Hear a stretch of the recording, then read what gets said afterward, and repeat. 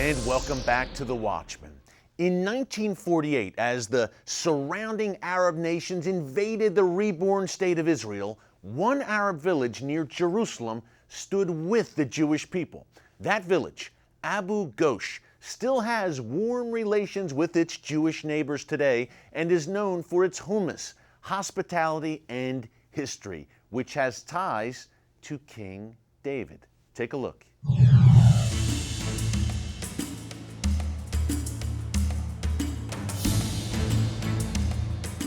This neighborhood was preferred by the troops and the nations to be settled because of maybe three major reasons. The first reason is the richness of water resources in this neighborhood.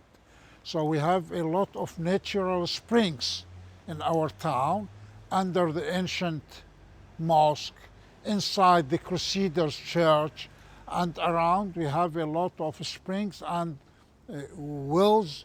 The second reason, the strategical importance of this region, where the pilgrims and others, the merchants, used to come from Europe to the coast, to Jaffa, and from Jaffa they used to move to Jerusalem, to Bethlehem, to Transjordan, to Syria, and many other places.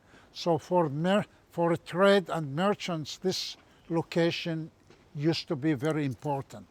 And the third important point or reason for the importance of this neighborhood is the religious importance of this place, where according to the Jewish people, this is the place of the Ark of Covenant. One of the most important sites here in Abu Ghosh with deep biblical meaning and history is the Church of Notre-Dame. Now, this church was built in the 1920s, but the biblical context goes back much further. This is a place where it's believed that the Ark of the Covenant once stood for at least 20 years, as mentioned in both books of Samuel and in 1 Chronicles.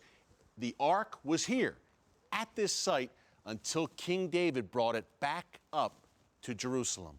For the Christians, you know, the Crusaders invaded this site in the early 11th century, 1099, and the first thing they did here, they built the ancient church on the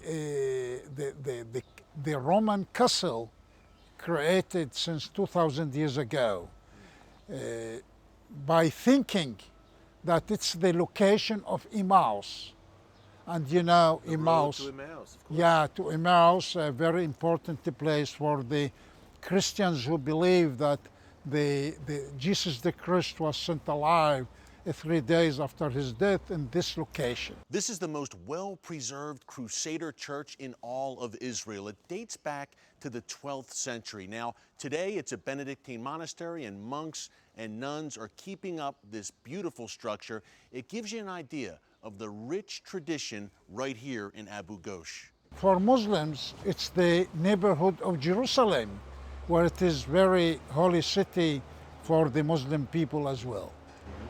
Another interest, such rich history, Mayor, and thank you for walking us through it.